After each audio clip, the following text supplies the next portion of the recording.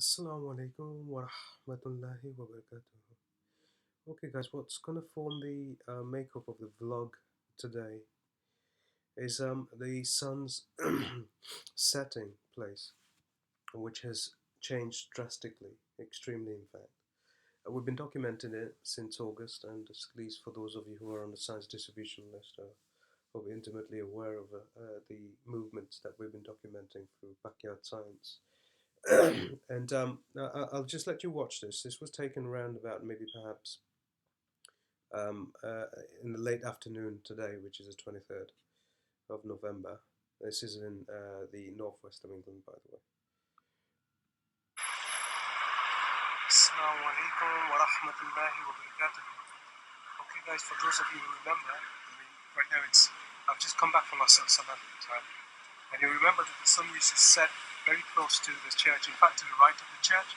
I'm just going to pan this around and you just see how much the earth is tilted right now on its axis. That's where the sun is setting right now. Subhanallah. Okay?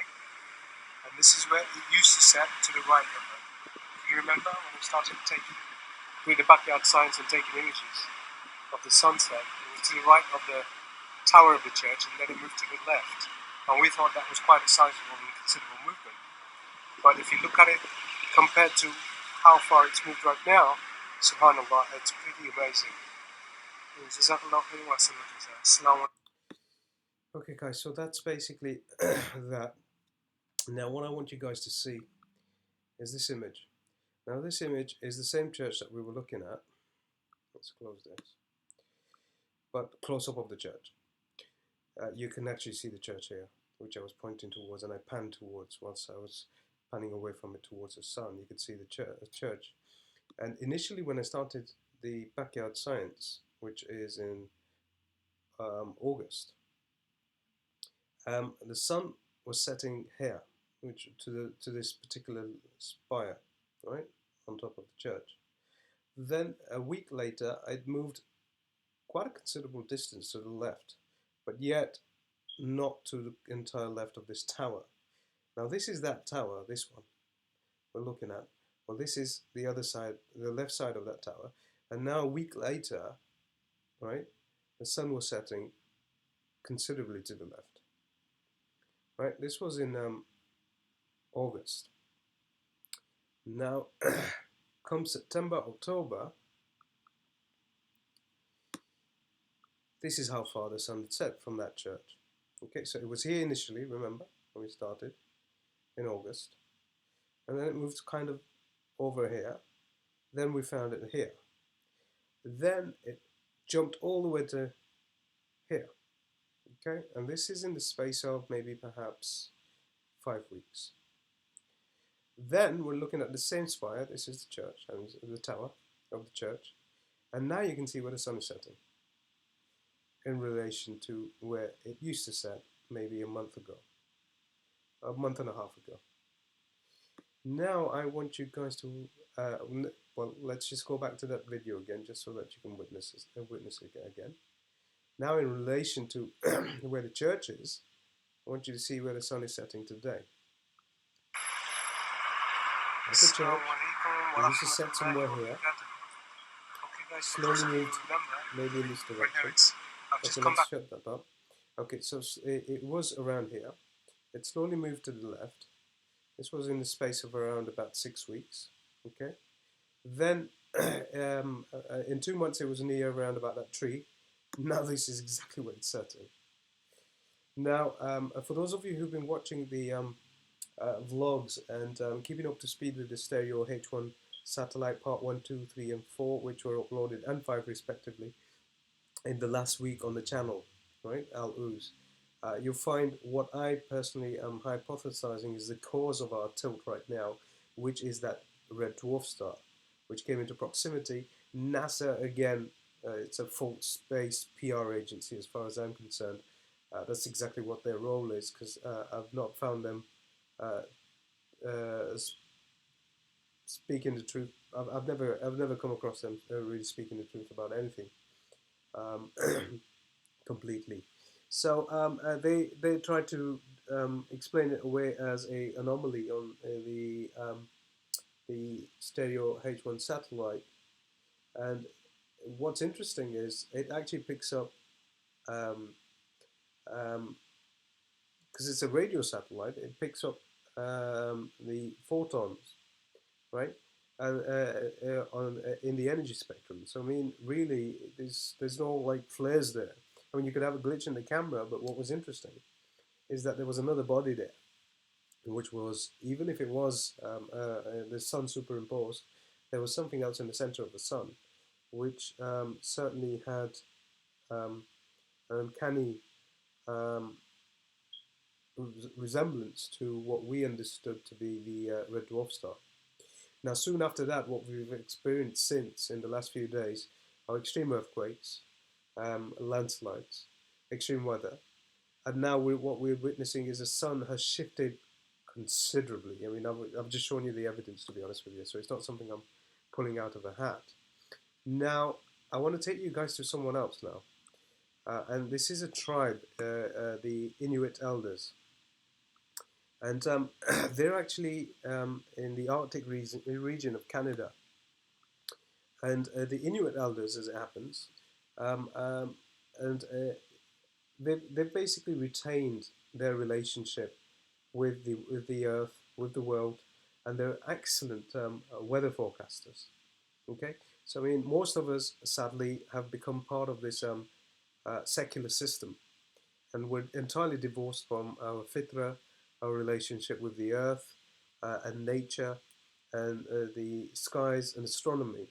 And this is almost by design and deliberate, and certainly a lot of it can be blamed on the secular lifestyles that we have. But this particular tribe have always retained their relationship with the earth, with astronomy, with the skies and the stars.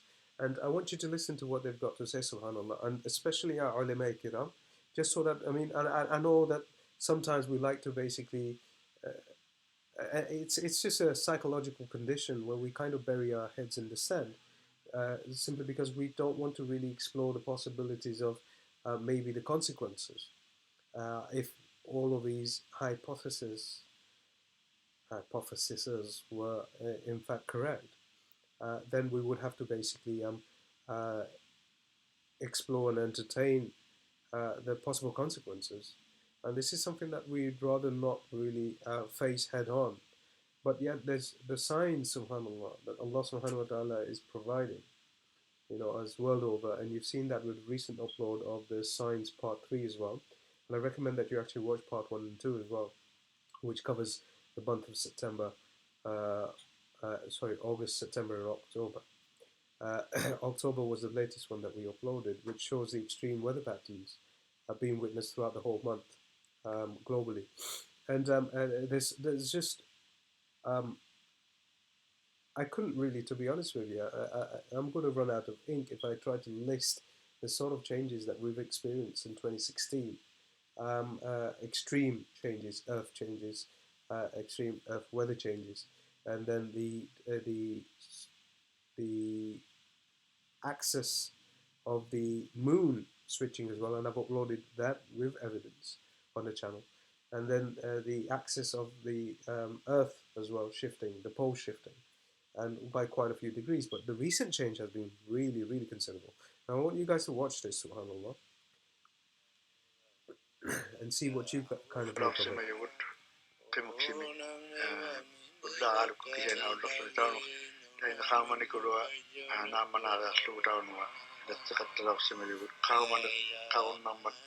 And these guys, subhanAllah, just like me, they claim the same, that the global climate change isn't down to pollution, and that's a fallacy. In fact, they went to NASA expecting NASA to adopt, but as far as I'm concerned, NASA is part of the same structure. So even if someone did come to them with facts and the truth, they're already aware of the truth. They know what the cause is. They're part of the deception. They've been aware of this incoming binary system for at least the research that I've done and evidence. that I've come across suggest that they've known for around about 50 to 60 years about this binary system, and they've been preparing for it. And part of the psyop has been the whole Al Gore. In fact, very recently, you've got the National Geographic who've done a documentary who are part of the same system again. If you look it up and you find out who owns National Geographic, just like The Economist and stuff like that, you'll find out the sort of bloodlines who are basically supporting these sort of psyops. Even this whole like disclosure project for extraterrestrials as well, you'll find out that the Rockefellers are actually subsidizing and supporting and sponsoring it. And so, I mean, it's very easy to find a money trail leading all the way to these 13 families, these dark forces, and these bloodlines. Um, and uh, moving, I've actually lost my train of thought. So, yeah, so NASA have been informed by these guys about, according to their observations, which are quite intimate in terms of their relationship with the Earth, it's not got anything to do with pollution. And that Al Gore and the recent National Geographic documentary with what's that guy called, the actor, the A-list actor. I'm not very good at this, to be honest with you. Leonardo DiCaprio, right? He's and even Obama was in the documentary for a little while, so you can tell the sort of forces that are pushing and making sure that they give some sort of time to this false psyop that they're trying to lull the ummah, humanity into, because they need to do that and stall as much as possible up until the last moment for when this binary system really comes close to us and causes the natural disasters that would most likely follow, and then the poles to shift as well. And I mentioned that in the one of the articles or one of the texts that I shared on the group about how um, the Prophet sallallahu alaihi wasallam, the Prophet Muhammad sallallahu alaihi wasallam, may peace and blessings be upon him, has mentioned in a hadith, in a narration, that the Arabian Peninsula will become greener, right? And right now it shares its position on the equator. So I mean, certainly right now it's dry and arid, and there's a lot of desert sand. But if it shifted from the equator because of the pole shifting, then you could understand why it would then enjoy a different climate, and maybe perhaps a more humid one with more rainfall, hence it becoming greener. That's one scientific way of explaining that. But then what would cause the pole shift? And then recently I shared with you guys also a text about pyramids being uncovered by the ice melting in at the poles in Arctic, and what that suggested was that there were civilizations that lived there, okay, and those civilizations used to exist, and they couldn't have existed in the extreme climate that it is or has been known to be in terms of recorded history. So at some point it wasn't. And again, what that suggests is the poles weren't fixed, and they aren't fixed. It's how the poles basically shift according to maybe this binary system coming in, which causes the sort of drastic changes that we see in climate, weather changes, or floods, or landslides, and volcanic eruptions, and all sorts of other stuff that has been witnessed and documented historically. A binary system that is binary to our solar system could certainly be the explanation for that and the asbab for that, and Allah subhanahu wa ta'ala knows best. But again, historically, there's too much suggesting that that may possibly be the truth. And what we've got recently, the National Geographic as well, how they've mentioned, and I'll show you that article in a second after you watch this video. And this is really important. Please hang fire. I really want you guys to watch this, especially our ulama, so please, very important that you actually watch this. But the National Geographic talked about the mammoths and how they unearthed these mammoths who were basically in a pristine condition. But not just that, they found vegetation which was also in pristine condition within their guts, which meant that they froze over almost instantly. So something happened which instantly caused that region to become to freeze over. And the only thing that can explain that, again, is our pole shifting and maybe us moving further away from the Goldilocks zone that we share with the sun, right? In terms of the heat, right? that we would maybe experience or enjoy, or the pole shifting, right? And we've also historically we understand that a lot of droughts have happened in the time of Yusuf alayhi salam, right? And there's so many other um, historical events, all of which could be very easily attributed to a binary system being the asbab used by Allah subhanahu wa ta'ala. Understand one thing, Allah subhanahu wa ta'ala certainly does not need any means. God does not need any means whatsoever. But in many instances, and in most instances, Allah subhanahu wa ta'ala's sunnah way is to use asbab, right? And there are signs in that for people with hikmah and firasa and basira. They'll be able to see the wisdom behind that, subhanAllah. So not in all instances does Allah subhanahu wa ta'ala, certainly Allah subhanahu wa ta'ala has amarikun, and if Allah subhanahu wa ta'ala says be, then it shall, without any doubt whatsoever. And one example of that is the immaculate conception of Isa alayhi salam in the womb of Maryam alayhi salam, Mother Mary, right? Peace be upon her. So if Allah subhanahu wa ta'ala, God wills something, then it certainly will be. But in most instances, Allah subhanahu wa ta'ala uses asbabs, and those asbabs are subject to the discretion, to the sovereignty, to the wish and will of Allah subhanahu wa ta'ala. Anyway, I'm sorry guys, I've gone off on a tangent, but I really wanted you guys to watch this, so please just stick around for a little longer. It's only three and a half, well, 4 minutes long.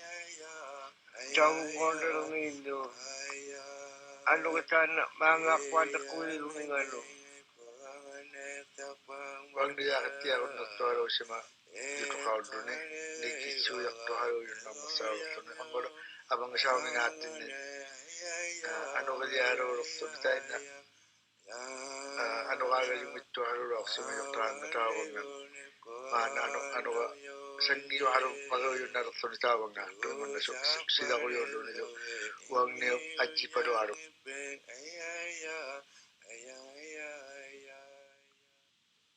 So we need to kind of pay heed to the knowledge of these elders, these tribal elders, because the knowledge that they have been passed on tribally from generation to generation, subhanAllah.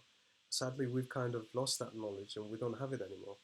But for them, they've maintained it and retained it, right? And they've been passing it on from generation to generation. So they've got a very amazing understanding of the earth and the relationship with the sun and how it sets and how it should set. And you saw an example of how extreme the weather's been. I mean, sorry, the shift of the sun is in relation to the direction that it used to rise and set in. It was just a few months worth of observation. So I mean, we can only imagine how many changes have occurred whilst we've been making any observations. And this is certainly something, that our ulama kiram, you've seen the evidence, it's there, to be honest with you. I mean, there's nothing there that's CGI, that's crudely done from my mobile phone, iPhone, and shared with you. You can see that it's pretty clear. And for those of you who are familiar with where that location is, you'll know that it's very genuine. But then you'll only have to do a little bit of research and you'll find that it's pretty accurate. Anyway, guys, jazakallahu khairan wa assalamu alaikum wa rahmatullahi wa barakatuh.